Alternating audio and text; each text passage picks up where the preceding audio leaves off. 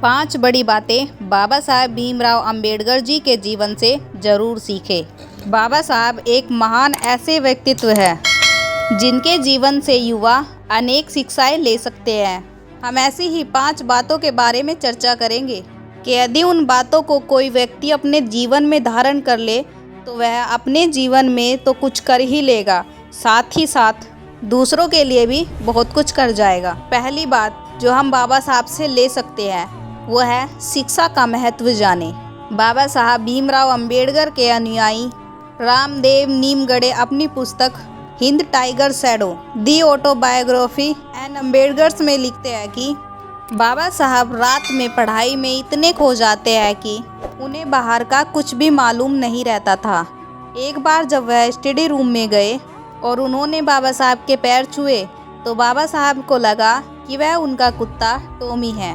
तो बाबा साहब ने कहा, टॉमी ये मत करो।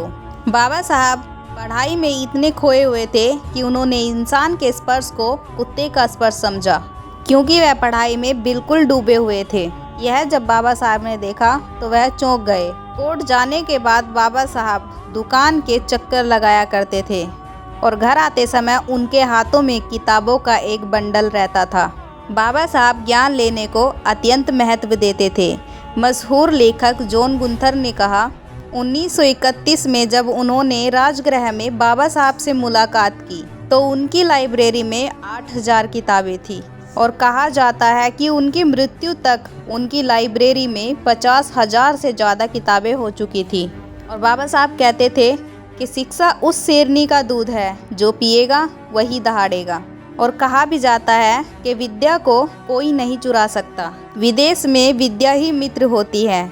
वहीं अगर बाबा साहब की बात करें, जब बाबा साहब विदेश में शिक्षा प्राप्त कर रहे थे तो वह वहाँ के चपड़ासी से भी पहले आकर लाइब्रेरी में अपने आप पढ़ने लग जाते थे।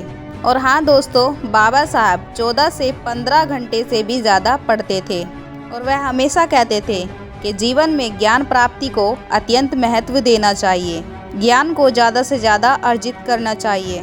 नंबर 2, अपने समय की कीमत जाने और आगे बढ़े। बाबा साहब को यदि कोई खाने या पार्टी में बुलाता था तो बाबा साहब साफ इनकार कर देते थे। आमतौर पर वह किसी के खाने या पार्टी में नहीं जाते थे। आपको लगता होगा कि वह अहंकार में ऐसा करते थे, लेकिन ऐसा बिल्कुल भी नहीं है। बाबा साहब तो अपने कानूनी कार्य के अलग जितना भी समय बचता था अपने समाज सेवा और शिक्षा पर समय को लगाते थे। वह कहते थे, मैं बाहर जाऊंगा तो मेरा समय व्यर्थ होगा, इसलिए आप घर से ही खाने को पैक कर हमारे घर पर भिजवा दीजिए। दूसरी बात हम यहाँ पर सीख सकते हैं अपने समय की कीमत। सभी को यह पता होना चाहिए और व्यर्थ बातों में ना पड़कर अपने ज़्यादा से ज़्यादा समय को ज्ञान अर्जन में लगाना चाहिए। बाबा साहब अपने समय का बहुत ख्याल रखते थे। वह आते ही अपने स्टडी के लिए चल देते थे और स्टडी टेबल पर पढ़ने लग जाते थे। कहा जाता है कि बाबा साहब देर रात तक पढ़ते थे और सुबह कोर्ट या अपने काम पर जाते थे। नंबर 3, दृढ़ इच्छा शक्ति। 9 साल के बच्चे को अन्य क्लास के बच्चों से अलग बैठाया जाता था।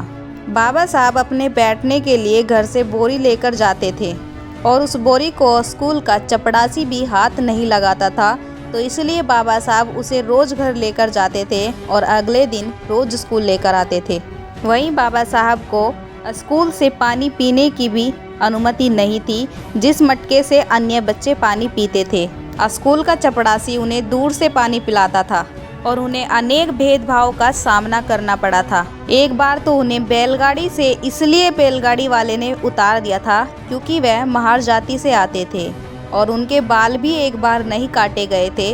उन्हें अछूत कहकर अपमानित किया गया था। एक बार तो बाबा साहब एक घर की दीवार को पकड़कर खड़े ही हुए थे, तभी उस घर की मालकिन ने बाबा साहब को धक्का देकर वहां से नाली में गिरा दिया और कहा कि तूने मेरा घर अपवित्र कर दिया। जिस बालक ने बचपन में ही इतना भेदभाव, इतना तिरस्कार सहा हो, उसने जाकर 6 भाषाओं का ज्ञान अर्जित किया। अर्थशास्त्र में भी वह काफ़ी विद्वान रहे। उन्हें संस्कृत का भी बहुत अच्छे से ज्ञान था और उन्होंने 32 डिग्रियां भी प्राप्त की। हम यहाँ से सीख सकते हैं कि बाबा साहब की दृढ़ इच्छा शक्ति कितनी थी। इतने अपमान सहने के बाद भी कभी भी उन्होंने अपने लक्ष्य को नहीं छोड़ा। आज के युवा छोटी छोटी बातों में आत्महत्या जैसे कदम उठा लेते हैं।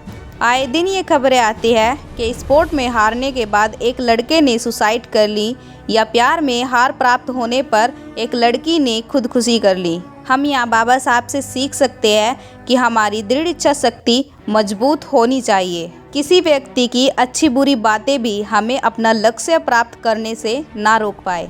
नंबर 4, लोभ लालच से ऊपर अपने सिद्धांत रखें। जब डॉक्टर भीमराव अंबेडकर ऊंचे सार्वजनिक पद पर थे, तब एक व्यापारी ने उनके बेटे से कहा, यदि वह मुझे ये कॉन्ट्रैक्ट दिला दे तो मैं तुम्हें अपने व्यापार में आधी हिस्सेदारी दे दूंगा। जब बाबा साहब के लड़के ने अपने पिता से यह बात कही तो बाबा साहब ने उससे कहा कि मैं यहाँ अपने बच्चों को पालने के लिए नहीं बैठा, समाज के हित के लिए बैठा हूँ। वहीं उन्होंने अपने बेटे से कहा कि तुम मेरे पास ये प्रस्ताव लेकर आए हो तो तुमने एक अपराध किया है। उन्होंने अपने बेटे से बात तक नहीं की और उन्होंने अपने बेटे को वहीं से ही लौटा दिया।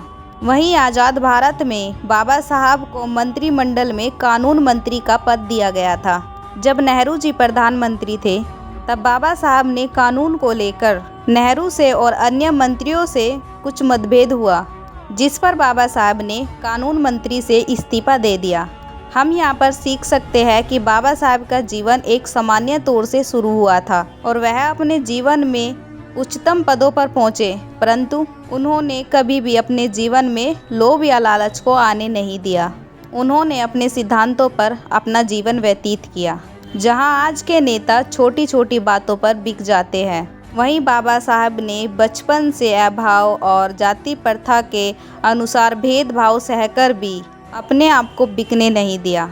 आप इससे बाबा साहब की तरह सच्चाइयों के रास्ते पर चलने का मूल्य सीख सकते हैं। बाबा साहब हमेशा कहते थे कि जीवन महान होना चाहिए, लंबा नहीं। उनके कहने का तात्पर्य था कि हमें अपने जीवन को इस तरह से जीना चाहिए कि वह समाज और राष्ट्र के लिए कुछ कर सके, ना कि हम अपने समाज और राष्ट्र पर बोझ बनकर जिए। नंबर 5, सहनशीलता। साथियों, सभी को पता है कि बाबा साहब ने अपने जीवन में बचपन से लेकर मृत्यु तक हमेशा जातिवाद के वो कड़वे अनुभव सहे हैं, लेकिन उन्होंने अपने मुंह से कभी भी किसी को जवाब नहीं दिया। उन्होंने शिक्षा के बल पर वो जवाब दिया है, और ऐसा जवाब जो हर किसी इंसान के मुंह पर एक जोरदार कसकर वो तमाचा है, जिसकी छाप उस दिन से आज तक भी उनके चेहरों पर लगी हुई है। उनके अंदर इतनी सहनशीलता थी कि अगर किसी ने उन्हें मुंह पर महार या गाली शब्द का भी प्रयोग किया तो बाबा साहब ने उन्हें उस तरह से जवाब ना देकर अपनी शिक्षा के बल पर हराया है। तो आप यहाँ पर सीख सकते हो कि हमारे पास अगर बोलने के लिए कुछ भी नहीं है तो हम शांत रहकर सिचुएशन को हैंडल कर सकते हैं, क्योंकि कुछ बातों को सहन करना जीवन में बहुत अनिवार्य होता है। तो दोस्तों, आज की वीडियो में बस इतना ही। अगर आपको यह वीडियो पसंद आई हो तो वीडियो को लाइक करके चैनल को सब्सक्राइब कर ले और वीडियो को शेयर ज़रूर कर देना। और दोस्तों, मिलते हैं आपसे एक और ऐसी ही वीडियो में। तब तक के लिए बाय बाय। आपने वीडियो को पूरा देखा उसके लिए आपका दिल से धन्यवाद। जय भीम, जय भारत, जय संविधान।